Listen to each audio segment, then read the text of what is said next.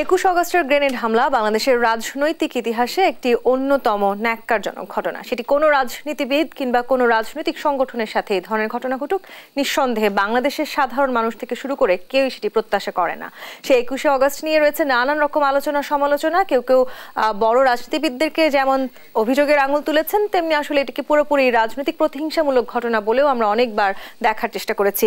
21 August grenade হামলার মামলার সব আসামি আজকের রায়ে খালাস পেয়েছেন। সেই বিষয়গুলো নিয়ে আজকে আলোচনা করতে চাই। দেশ সন্ধ্যায় আপনাদের সবাইকে স্বাগত জানাচ্ছি। আমি তাসনু খাতুন। 21 আগস্ট গ্রেনেড হামলা মামলার সব আসামির খালাস নিয়ে আজকের এই আলোচনায় আমার সাথে দুজন বিশেষ অতিথি আছেন। আমাদের সাথে আছেন ডক্টর জাহিদুর রহমান, শিক্ষক ও রাজনীতি বিশ্লেষক, এবং আছেন এম এ আজিজ, সিনিয়র সাংবাদিক ও কলামিস্ট। আপনাদের দুজনকে স্বাগত জানাচ্ছি আজকের আলোচনায়।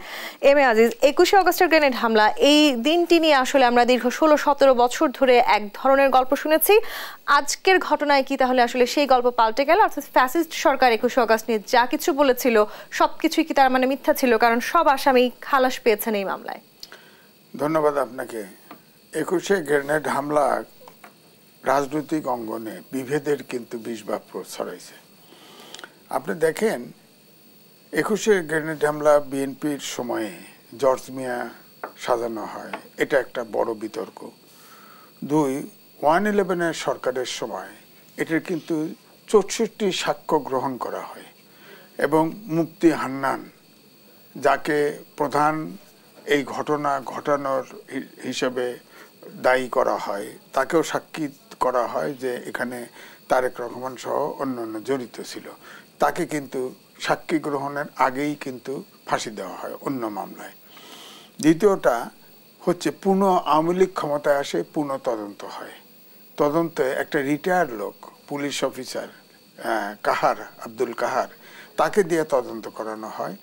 আগের চার্জশিটে কিন্তু তারেক রহমান সহ অনেকেই কিন্তু আসামি ছিল না, কিন্তু পরে তাদেরকে যুক্ত করা হয় এবং এরপরে আপনার মোটামুটি 64 জনের প্রায় মামলা কিন্তু নিষ্পত্তির কাছাকাছি, অর্থাৎ চূড়ান্ত পর্যায়ে সাক্ষী প্রমাণ শেষ, রায়ের পর্যায়ে কিন্তু এটা আবার পুনঃ তদন্ত হয়ে এই রায় হয়। তখন তারেক রহমানকে সহ অনেককেই জেল দেওয়া হয়। তো এখন যেটা হলো যে ধরেন এখন বিচার বিভাগে এসে স্বাভাবিকভাবেই প্রশ্ন উঠেছে যে আগে 1/11 সরকার, সেটা তো বলাই যায় অনেকটাই কিন্তু তখন দৃশ্যমান দেখা গেছে বিএনপির বিপক্ষেই ছিল। তারপরেও এখানে মনে হয় একটা ন্যায্যতা ছিল বিচারে, যার ফলে সৈয়দ আব্দুল কাহারকে দিয়ে তদন্ত করার পরে যখন নতুন করে আসামি তৈরি করা হলো, তখন কিন্তু বিতর্কটা দাঁড়ালো। একটা বিতর্ক ছিল যেমন জজ মিয়াকে সাজিয়ে, জজ মিয়া বিচার বিভাগকে অন্য এবং 1 সদস্য বিশিষ্ট বিচারপতিকে দিয়ে তদন্ত করা হয়। সেখানেও বলা হয় যে বাইরের শক্তি এর সাথে ইনভলভ, একটা চার্জশিট দিয়ে বিদায়, রিপোর্ট দিয়ে বিদায় হয়।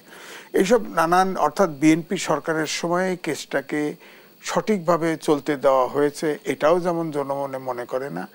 আর আওয়ামী লীগ এসে নতুন করে তদন্ত করে তারেক রহমানকে ফাঁসানোর জন্যই এই কেসটা পুনঃ তদন্ত করা হয়েছে। রাজনৈতিক প্রতিহিংসা বলতে আসলে আমরা যা বুঝি, 21 আগস্টের এই গ্রেনেড হামলার ঘটনা পুরোটাই কি আসলে সেটাই আসলে বহন করে কিনা, সেটি নিয়েও তো তাহলে একটি বড় প্রশ্ন থেকে যায়। ডক্টর জাহিদুর রহমান, সেই প্রশ্নটি আপনার কাছে আমি করতে চাই। 2004 থেকে 2024 20 বছর ধরে একটি মামলা চলেছে এবং সেখানে নানানভাবে আসলে আসামিদেরকে সাজা দেওয়া হয়েছে, মৃত্যুদণ্ড পর্যন্ত দেওয়া হয়েছে। সেই একই মামলায় আজকে 2024 সালে এসে সব আসামি খালাস পেয়েছেন। শুধুই রাজনৈতিক প্রতিহিংসার প্রতীকী মামলা ছিল এটা? ধন্যবাদ। আমরা আসলে কোনো কিছু ঠিকঠাক মতো করতে জানি না বা ঠিকঠাক মতো রাখি না। প্রথমে বলে নেওয়া ভালো, 21 আগস্টের যে গ্রেনেড হামলা আমাদের রাজনৈতিক ইতিহাসের অত্যন্ত ভয়ঙ্কর এবং মর্মান্তিক একটা ঘটনা। এটা যদি তখন সরকারে বিএনপি আছে, তাত্ত্বিকভাবে বলছি, তর্কের খাতিরে বলছি, তাদের দিক থেকে কোনো রকম তাদের টপ না, তাদেরও যদি কেউ জড়িত থাকে, এটা যেমন ভয়ঙ্কর। আবার আরেকটা অভিযোগ বিএনপির দিক থেকে আছে যে আওয়ামী লীগ বা অন্য কেউ, বহিঃশক্তি কেউ একজন, হোয়াট এভার, যেই করুক না কেন, এই বিভৎস ঘটনাটা ঘটেছে। সুতরাং এটা একটা সুষ্ঠু তদন্ত, একটা সুষ্ঠু বিচার হওয়া ছাড়া আমরা আসলে ন্যায় বিচার নিশ্চিত করতে পারবো না। কিন্তু জিনিসটাকে তো নষ্ট করা হলো। আজিজ ভাই চমৎকারভাবেই বললেন কিভাবে জনাব তারেক রহমানকে এখানে ফাঁসানো হয়েছে। কারণ হলো, ধরুন 1/11 সরকার তো তার প্রতি খুবই হোস্টাইল ছিল, উনি ওনার দলের প্রতি শুধু না, ওনার ব্যক্তিগতভাবে এই কথা এখন মোটামুটি প্রকাশিত যে উনি ব্যক্তিগতভাবে ফিজিক্যালি টর্চার্ডও হয়েছেন। সেই 11 সরকারও তদন্ত করে যখন প্রাথমিক চার্জশিট দেয়, বিএনপির সময় যেটা সেটা তো আলোচনা হলো, সেই চার্জশিটে তারেক রহমানের নাম ছিল না এবং কাহার আকান্তকে নিয়ে আসা হলো। এবং আমি বলি শেখ মুজিবুর রহমান হত্যা মামলা, বিডিআর ম্যাসাকার, ওটারও তদন্ত কর্মকর্তা উনি, এটারও তিনি। এবং সবচেয়ে জরুরি কথা, উনি 15-16 সাল থেকে এই নির্বাচন করতে চেয়েছেন, আওয়ামী লীগের ব্যানারে পোস্টার করতেন। 8 নমিনেশন পান নাই, 24 এই আমির আমির নির্বাচনের নমিনেশন পেয়েছিলেন এবং উনি ইগল মার্কার কাছে হেরে গিয়েছিলেন। সো একটা মানুষ, আমি প্রায় বলি আওয়ামী লীগ স্মার্টলি কাজ করতে জানে না। এই কাহার আকান্তকে এই নমিনেশন দেওয়ার মাধ্যমে আরো খুব ক্লিয়ারলি প্রমাণ করে দিল আসলে কি করেছে। সো এই জিনিসটা নিয়ে 9-6 হয়েছে, খুব বাজে ঘটনা হয়েছে। আজকে সব আসামিকে যে খালাস দিয়ে দেওয়া হলো, আমি জানি না, আবারও বলছি, এর মধ্যে আসলে কেউ কি আছে কিনা। একটা কথা মনে রাখতে হবে, আদালতের রায় কিন্তু আসলে তদন্তের উপরে নির্ভর করে এবং সাক্ষ্য প্রমাণের উপরে নির্ভর করে। আদালতের প্রমাণ কখনো এই রকম না যে সত্যিকারে কেউ আসামি আছে কি নেই, তার চাইতে জরুরি কথা যে তদন্ত এবং যেভাবে সাক্ষ্য প্রমাণ আদালতের সামনে হাজির করা হয়েছে। তো আদালত হয়তো দেখেছে এর মধ্যে সাবস্ট্যান্স নাই, কিন্তু আমি একটা কথা এর সাথে যোগ করে রাখতে চাই, এই সরকার এবং ভবিষ্যতের যে নির্বাচিত সরকার আসবে, সেটা যেই সরকার, এমনকি বিএনপি সরকারও যদি ক্ষমতায় আসে, এই পারসেপশন আছে একটা ফেয়ার নির্বাচনে তারা আসতে পারেন। 21শে আগস্টের গ্রেনেড হামলার একটা খুব ভালো তদন্ত, তাতে যারা সরাসরি আক্রমণ করেছে, পেছনে কারা আছে, এবং তাদের বিচার নিশ্চিত করতে হবে। এটা জাহিদুর রহমান, আপনি বারবার তদন্ত রিপোর্টের কথা বলছিলেন। আমরা দীর্ঘ 16-17 বছর ধরে দেখেছি যারা আসলে তদন্ত রিপোর্ট প্রকাশ করছেন তারা নিজেরাও যথেষ্ট দলীয়করণের আওতায় চলে এসেছিলেন। জি, সেই জায়গা থেকে তো আমাদের বেরিয়ে আসতে হবে। অন্তত সামনে আসলে আমরা যে বিচার আশা করছি, সেখানে যারা তদন্ত রিপোর্ট দিবেন তারা কতখানি সেই দল থেকে বেরিয়ে আসতে পেরেছেন? সেই এটা গুরুত্বপূর্ণ প্রশ্ন, যে সামনে আমরা রিলাই করতে পারবো কিনা। সামনে যদি আমরা রিলাই করতে পারি, এই দেশ টিকে থাকবে। সামনে যদি রিলাই করতে না পারি, দেশ শেষ হয়ে যাবে। এসব করে সরকারেরও কতটুকু লাভ হয়েছে আমরা তো দেখলাম। শেখ হাসিনাকে পালিয়ে যেতে হয়েছে, শুধু শেখ হাসিনা না, অনেক দেশে এরকম যিনি সর্বোচ্চ ক্ষমতায় থাকেন, শ্রীলঙ্কায় পালিয়েছে, রাজাপাকসা গাথাবায়া পালিয়েছে, কিন্তু ওদের প্রত্যেকটা লেভেলে তার দলের লোকজনকে পালাতে হয়নি, তার প্রত্যেকটা লেভেলে দলের লোকজন পালাতে হয়েছে, এখনো পালিয়ে আছেন।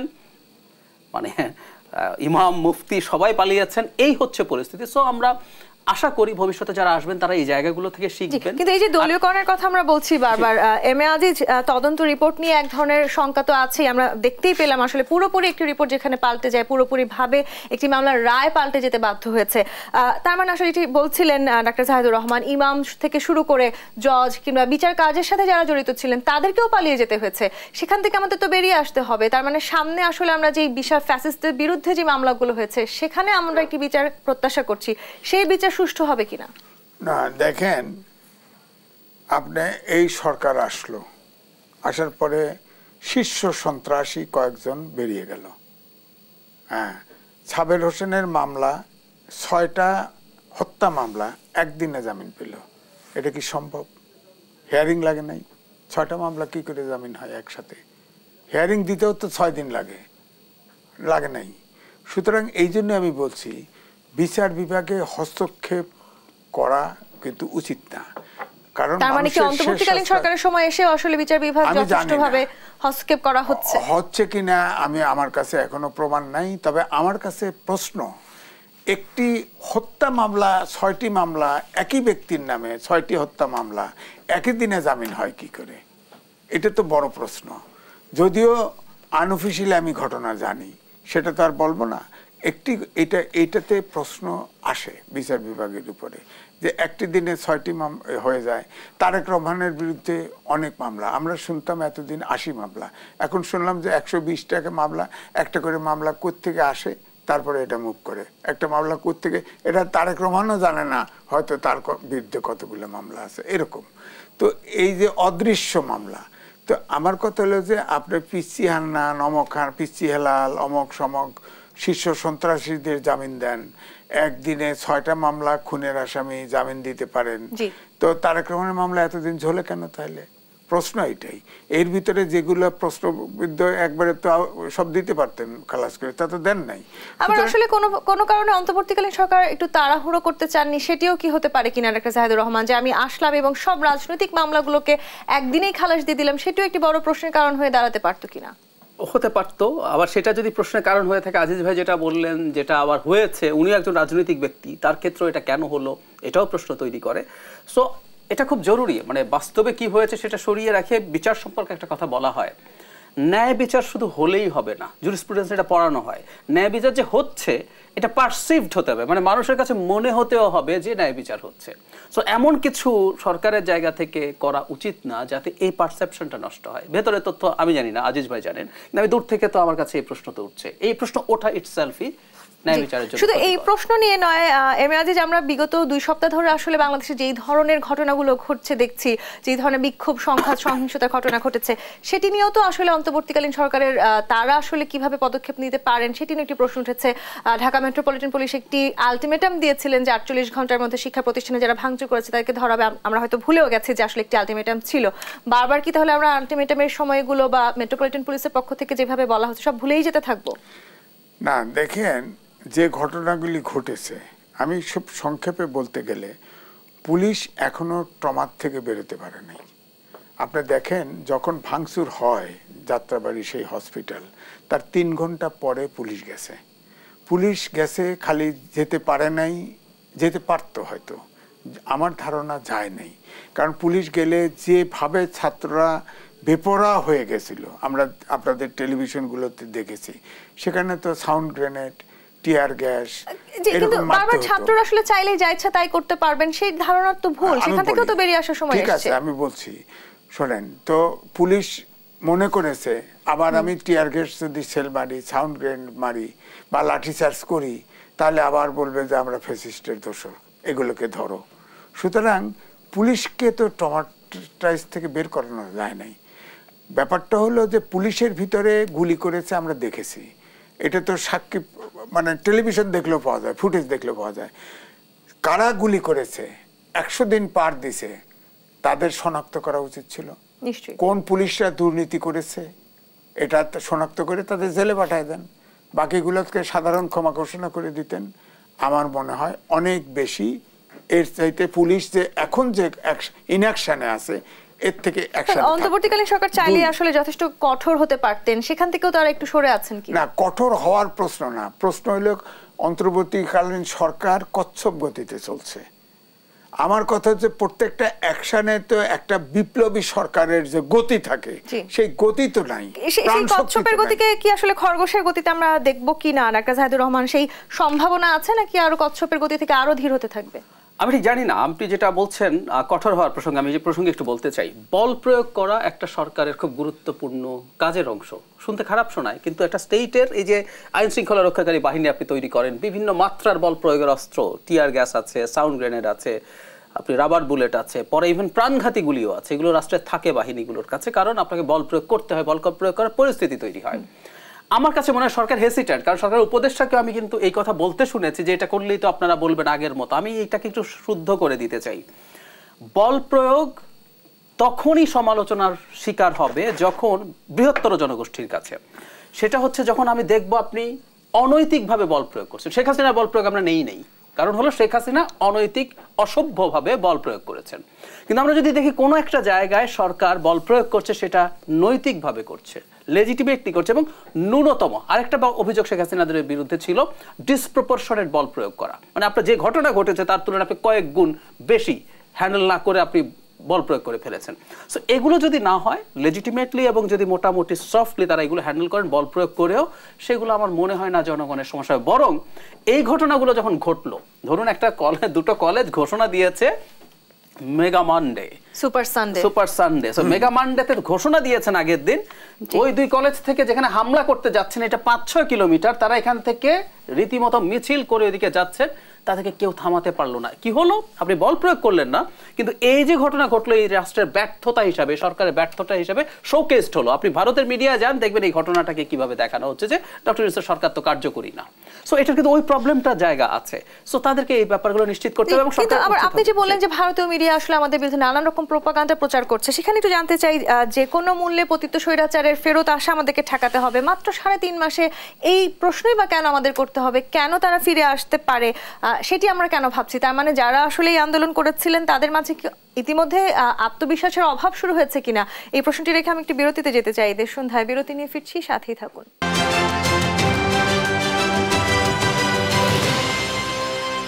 দেশ সন্ধ্যা দেখছেন। এম এ আজিজ, প্রশ্ন রেখে বিরতিতে গিয়েছিলাম।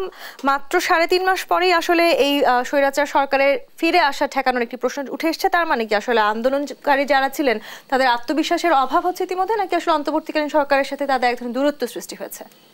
দেখেন, প্রথম এক কথায় উত্তর দেই, পৃথিবীতে কোনো নজির নাই কোনো ফ্যাসিস্ট সরকার আপনার আবার ক্ষমতায় ফিরে এসেছে বা দেশে রাজনীতি। কিন্তু সেই ভয়টা তাহলে আমরা কেন পাচ্ছি? আমি বলছি এই কথাই। ফ্যাসিস্ট হলো মুসোলিনি, তাকে কিন্তু উল্টো করে তার পতনের পরে পা উল্টো করে বেঁধে পিটিয়ে হত্যা করছে। কিন্তু আমাদের দেশে ফ্যাসিস্ট কিন্তু নানান কারণে বিদেশি শক্তি, আমি বলবো আর্মি, এদের সহযোগিতায় সে অক্ষত বিদেশে পাড়ি জমায় এখন উঁকি ঝুঁকি মারতেছে। আপনি একটা জিনিস খেয়াল রেখে থাকেন, 10 তারিখে নূর হোসেন দিবসে যেদিন শেখ হাসিনা ভারত থেকে একটা ভিডিওতে বলে দিল যে তোমরা ট্রাম্পের ছবি নিয়ে মিছিল করলে ওইটাকে তখন অপমান করবে, এটাকে পাঠায় দিছে। কিন্তু সাথে সাথে আপনি দেখেন ছাত্র এবং বিএনপি, জামাত থেকে শুরু করে ছোট বড় সব পার্টি যারা আন্দোলনে ছিল ওই দিন কিন্তু এটা প্রতিহত করেছে। হ্যাঁ, প্রতিহত। অর্থাৎ এই পয়েন্টে সব রাজনৈতিক দল, ছাত্ররা কিন্তু এক আছে। কিন্তু যেটা আমরা লক্ষ্য করি যে অন্তর্বর্তীকালীন সরকার শুরুর থেকেই রাজনৈতিক দলের সাথে যেভাবে একটা যারা আন্দোলন করেছে তাদের সাথে যে মানে সম্পর্কটা রক্ষা করা, সেটা তারা রক্ষা করেছে বলে মনে হয় নাই। কারণ ওই কয়েকবার মাঠে ময়দানে রাজনীতিবিদরা বললো অন্তর্বর্তীকালীন সরকার কোনো সংলাপ করে না, রোড ম্যাপ দেয় না, এখনো তো বলছে বলে। শোনেন, তখন ডাকছে, একদিনে 9 ফাটি ডাকছে, লাইন ধরে থাকছে ছাত্রদের মতো, ওই যে রিলিফ নেয় না, ওইরকম লাইন ধরে থাকছে, গেছে। আমার পাবনার ভাষায় আমার কথা আমি কব, তোক খালি হুনায় লবো। হ্যাঁ, ব্যাপারটা ওইরকম হয়েছে। বলেন না আপনার 9টা পার্টির সাথে একদিনের সংলাপ হয়, এটাকে সংলাপ বলে, আমরা সংলাপ হিসেবে চালাচ্ছি, এটা আইওয়াস। সুতরাং সবগুলো দল যারা আন্দোলনে ছিল, ধরেন তখন যদি জাতীয় সরকার করতো হতে পারতো, বিপ্লবী সরকার করতো তাও হতে পারতো, করছে অন্তর্বর্তীকালীন সরকার। তা এটা তো কেউ কি বুদ্ধি দেওয়ার ছিল না। কার সাথে কার ঐক্য হচ্ছে কিংবা কার সাথে কার বিভেদ হচ্ছে সেটিও আসলে এখন আমাদের একটু বোঝার সময় এসছে। অনেক কিছু মূল্যায়ন করার সময় তো আসলে আমরা পারও করে ফেলছি। ডাক্তার জাহিদুর রহমান, 3.5 মাসের বেশি সময় পেরিয়ে গেছে, একটি নির্বাচনের রূপরেখা আমাদের সামনে থাকার কথা ছিল, সেখান থেকেও আমরা খানিকটা পিছিয়ে আছি। অনেক ধরনের সংস্কারের কথা আমরা বলছি, বিশেষ করে নির্বাচনকে ঘিরে যে সংস্কারগুলো হওয়ার কথা ছিল। এই জায়গাটিতে একটু যদি জানতে চাই, অন্তর্বর্তীকালীন সরকার যদি বেসিক জিনিসগুলো পূরণ করতে না পারে, সাধারণ মানুষের জানমালের নিরাপত্তা দিতে না পারে, মৌলিক সমস্যার সমাধানে যদি তারা কোনোভাবে ব্যর্থ হয়, সেক্ষেত্রে আমাদের এই পুরো গণঅভ্যুত্থান ব্যর্থ হওয়ার সম্ভাবনা আছে কি? গণঅভ্যুত্থান ব্যর্থ হবে না। গণঅভ্যুত্থানের যে সাফল্য হওয়ার কথা, শেখ হাসিনা পালিয়েছেন, আমরা চিরকাল বলতে পারবো। এবং শেখ হাসিনা আর আমাদের মাথার উপরে নেই, এটা একটা বিরাট সাফল্য। আমি ব্যক্তিগতভাবে মনে করি সরকার আরো বহু জায়গায় আরো ভালো কিছু করার সুযোগ ছিল, কিন্তু শেখ হাসিনাকে আমরা আরো দানব হয়ে ওঠা, মানে আপনি চিন্তা করুন, আরো 5টা বছর এবং 41-এ চলে গেলে বলবে 71 পর্যন্ত থাকবো, তার বংশ পরম্পরায় বাংলাদেশকে একটা সাম্রাজ্যে পরিণত করবেন অভ্যন্তরীণ ভাবে, আর বাইরের দিক থেকে ভারতের কলোনিতে পরিণত করবেন। সো ওটাই একটা বিরাট সাফল্য। কিন্তু আমি আপনার সাথে একমত, আমাদের এরপরের যে চাওয়াটা ছিল বাংলাদেশের একটা গণতান্ত্রিক ট্রান্সফরমেশন, যেটা আমাদের বহুদিন ধরে চলবে, যেটা নাগরিকের স্বার্থ সংরক্ষণ করবে, সেই পথে আমরা যদি ঠিকঠাক মতো এগোতে না পারি, এটা তো ফ্যাক্ট। আমরা বলছি জনগণ সংস্কার চায়। এখন এই জনগণ আজিজ ভাইয়ের মতো মানুষ, যিনি এডুকেটেড, কনসিয়াস, দেশ বোঝেন, দেশ কিভাবে কাজ করে সেটা বোঝেন। সাধারণ মানুষের কানে সংস্কার শব্দটা আপনি আসলে বলবেন, আর যদি ক্ষুধার্ত মানুষের কানে যদি পৌঁছান, আপনি গালি খাওয়ার সম্ভাবনা আছে, এবং দোষ দেওয়ার কিছু নাই। আমি প্রায় বলি যে আপনার, আমার, আজিজ ভাইয়ের, আমাদের কারো আধপেটা খাইয়া থাকার অনুভূতি কি? রমজানের মাস ছাড়া আমরা আর কেউ কিছু জানি না, ক্রনিকলি জানি না। রমজানেও আফটার সাম আওয়ার্স আপনি খান, কিন্তু কিছু মানুষ আছে দিনের পর দিন মানে একেবারে আন্ডার নিউট্রিশন নিয়ে খুবই কম খেয়ে আধপেটা খেয়ে জীবনযাপন করে। সো এগুলো ঠিকঠাক করতে না পারলে দীর্ঘ লাইন দেখতে পাচ্ছি, বাড়ছে, হুইচ ইজ ভেরি সারপ্রাইজিং। আমি একটা জিনিস আসলে নিতে পারি না, যে শেখ হাসিনার সময় আমি যে পরিমাণ লাইন দেখতাম, যে স্টোরি দেখতাম, স্টোরি ইজ দ্য সেম, সরকার পাল্টালো। ডক্টর জাহিদ, আওয়ামী লীগ তো আসলে পুরো দেশকে নিজেদের ছাঁচে ঢেলে নিজেদের মতন করে সাজানোর চেষ্টা করছিল, সেখান থেকে তো আমরা বেরিয়ে আসার চেষ্টা করছি, কিন্তু সেই ছাঁচ থেকে দেশটাকে বের করে নিয়ে আসতে হলে যে কাজগুলো প্রয়োজন সেগুলো আমরা এখনো কেন শুরু করছি না? সেই সংস্কারের যেগুলোতে আপনারা যারা নির্বাচনী সংস্কার নিয়ে কাজ করছেন, আপনাদের সাথে রাজনৈতিক দলগুলোর এখনো একটি বড় বিভেদের জায়গা তৈরি রয়েছে, এখনো একমত একটু সব রাজনৈতিক দলগুলো পৌঁছতে পারবে না, সেটি হয়তো স্বাভাবিক, কিন্তু নির্বাচন ঘিরে তো আসলে এক জায়গায় হওয়ার কথা হবে বলে আমি আশা করি। প্রথম কথা হচ্ছে আমাদের কমিশনের কথা বলছি, আমরা না, সবগুলো কমিশন যেটা করছে, আমরা অলরেডি কিন্তু দেশের প্রায় সব যাদেরকে আমরা আমন্ত্রণ পত্র পাঠিয়েছি তাদের খুব যত্ন করে তারা তাদের রিপোর্ট তৈরি করে কোন ক্ষেত্রে কি চায়, খুব ভালো রিপোর্ট তারা আমাদেরকে দিয়েছেন তাদের সংস্কারে, সেটাকে আমরা কনসিডার করছি, সেটাকে যেগুলো আমরা মনে করি এগুলো আমরা ইনক্লুড করব। এরপর সরকার আলোচনায় বসবে উইথ অল দ্য পার্টিজ, এবং আমি আশা করি যে অভিযোগ করছিলেন যে একদিনে 9টি পার্টির সাথে আলোচনা করলে সেই আলোচনার কোনো মানে হয় কি? একেবারেই একমত, কিন্তু সামনের যে আলোচনাটা হবে সেটা আরো অনেক বেশি ইন্টেনসিভ হবে বলে আমি। কিন্তু এই মুহূর্তে আসলে বাংলাদেশের পরিস্থিতি খুবই উদ্বেগের, সেটি নিঃসন্দেহে আমরা সবাই একই কথাই বলবো। এম এ আজিজ, নানাভাবে আসলে ষড়যন্ত্র করার চেষ্টা করা হচ্ছে, ভারতীয় মিডিয়াগুলো বাংলাদেশে নানানভাবে বাংলাদেশকে অপপ্রচার চালাচ্ছে, সাম্প্রদায়িক দাঙ্গারও চেষ্টা করা হয়েছে বাংলাদেশের, সেই সবকিছু কাটিয়ে ওঠার আমাদের আসলে সক্ষমতা আছে কি এই মুহূর্তে? দেখেন, বিশ্বায়নের যুগে কোনো দেশকে ছোট ভাবা উচিত না। ছোট দেশও, আপনার মালদ্বীপের মতো দেশেও কিন্তু ভারত কিন্তু অ্যাঙ্কর গাড়তে পারছে না। বিশ্বায়নের যুগ।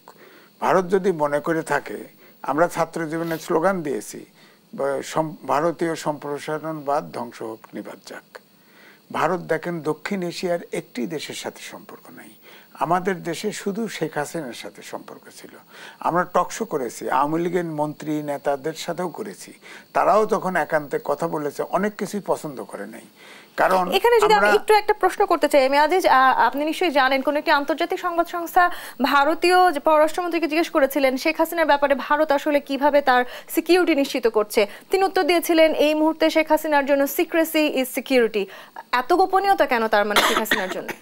দেখেন, এটাও কিন্তু সঠিক কথা না। যদি এতই সিক্রেসি হয় তাহলে সেই যে সবসময় আওয়াজ মারতেছে কি করে? আমাদের দেশে দেখেন আমাদের স্যাটিসফ্যাকশনটা কোথায়? 16 বছরে বর্ডারে যখন হত্যা করে তার প্রতিবাদ দেখিনি, বলা হয়েছে গরু চুরি করতে গেছে, চোরাচালানি করতে গেছে, মেরে ফেলছে। এখন প্রতিবাদ হয়।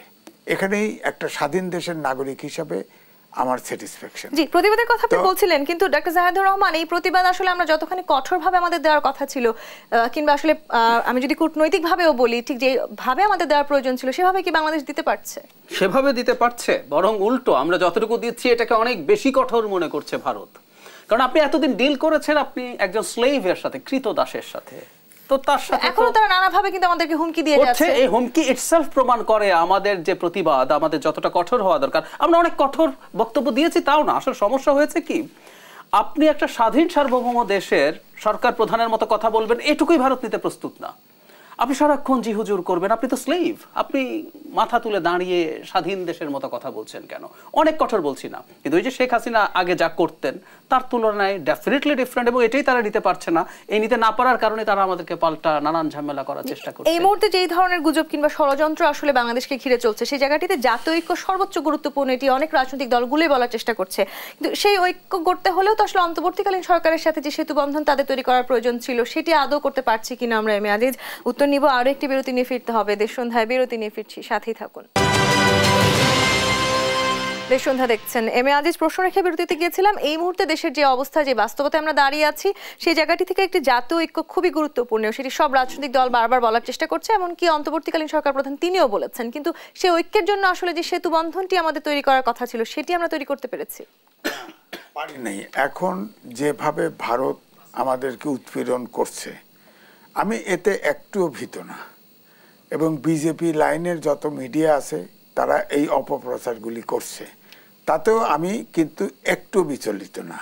কারণ বিশ্বায়নের যুগে কোনো দেশ, আমরা 18 কোটি দেশের জনগণ, আমরা অত্যন্ত শক্তিশালী, মনে রাখেন, এত সহজ না, ভারত কিছুই করতে পারবে না আমাদের। তবুও সারা বিশ্বকে জানানো দরকার যে আমরা, এটা একটা জাতীয় সমস্যা, জাতীয় ইস্যু, আমরা ঐক্যবদ্ধ। এই মেসেজটা দেওয়ার জন্যে আজকে অন্তর্বর্তীকালীন সরকার প্রধান তিনি সবগুলো রাজনৈতিক দলের নেতৃবৃন্দ নিয়ে বৈঠক করুক, রাউন্ড টেবিল বৈঠক করুক অন্তত।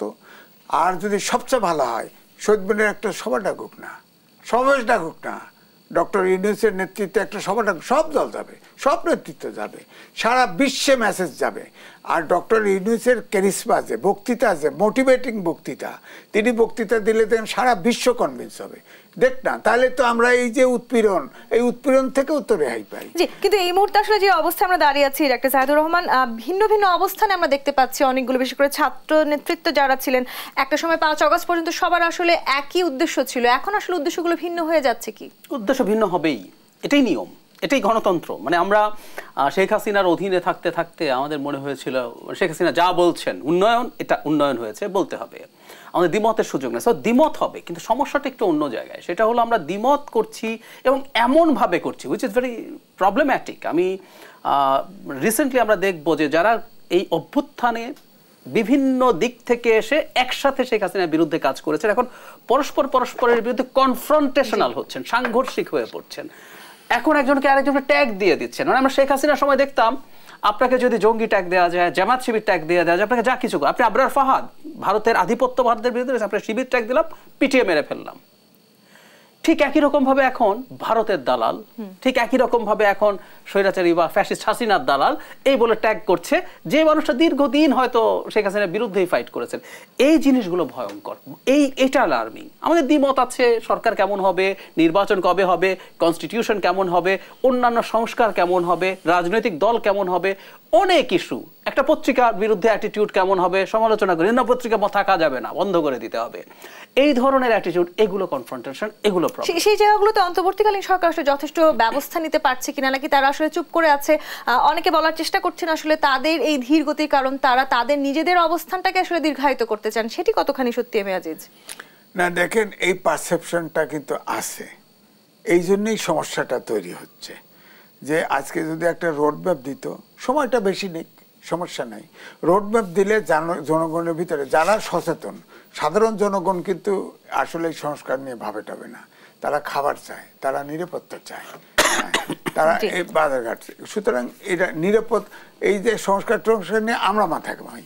তো আমার কথা হচ্ছে যদি একটা মোটামুটি দেশটা গণতান্ত্রিক দিকে এগোচ্ছে, এখন ধরেন সংস্কার, উনি সংস্কারের ভিতরে আছে নির্বাচন কমিশনে, এখন ধরেন সংস্কার যদি এমনটি হলো, ধরেন সংবিধান সংস্কার হলো, হ্যাঁ, এখন ধরেন আমি একটা দলের প্রধানমন্ত্রী আছি, প্রেসিডেন্ট আছি, আমি প্রেসিডেন্ট থাকলাম, প্রধানমন্ত্রী 2 বার থাকলাম, আমার ওয়াইফ তারপরে 2 বার প্রধানমন্ত্রী হলো, আমার ছেলে তারপরে 2 বার হলো, আমার মেয়ে তারপরে 2 বার আসলো কিছু, মুক্তি আসলো কিছু।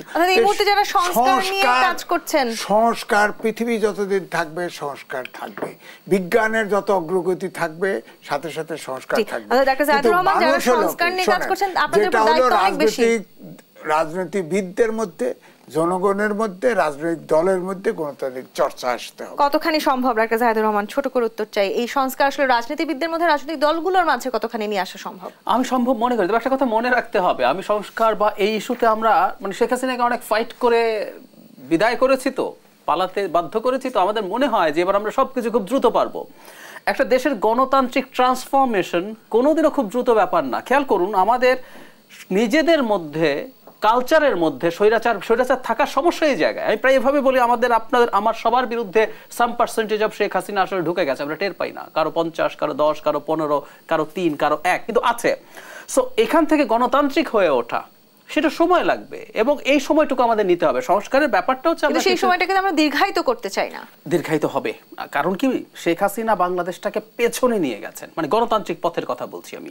আমরা জিরোতেও নেই, আমরা ভীষণ রকম মাইনাসে গেছি, আমাদেরকে এখন আস্তে আস্তে আস্তে আস্তে জিরোতে আসতে হবে, তারপরে সেটা প্লাসের দিকে বা পজিটিভের দিকে যেতে হবে। আসলে অন্য কোন শক্তি আসলে মাথাচাড়া দিয়ে উঠতে পারে, সেটাও ঠেকাতে হবে। এবং আমি একটা উদাহরণ দিই, যেমন ধরুন ভারতের মানুষ কি গণতন্ত্রের জন্য এখন ফাইট করছে না?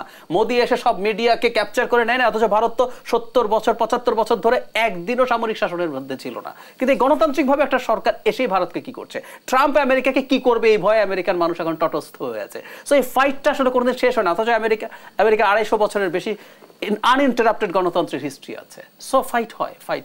অর্থাৎ যৌক্তিক সময় আসলে দীর্ঘায়িত না হোক সেই প্রত্যাশা আমরা রাখতে পারি, তবে সংস্কার আসলে আমাদের প্রয়োজন গণতান্ত্রিক ধারায় ফিরে যেতে। M A Aziz, doctor জাহাদুর Rahman, ধন্যবাদ আজকে আমাদেরকে দেশ সন্ধ্যায় সময় দেওয়ার জন্য। দর্শক, আগামী দেশ সন্ধ্যা দেখবার আমন্ত্রণ রইল। ধন্যবাদ এতক্ষণ সাথে থাকার জন্য।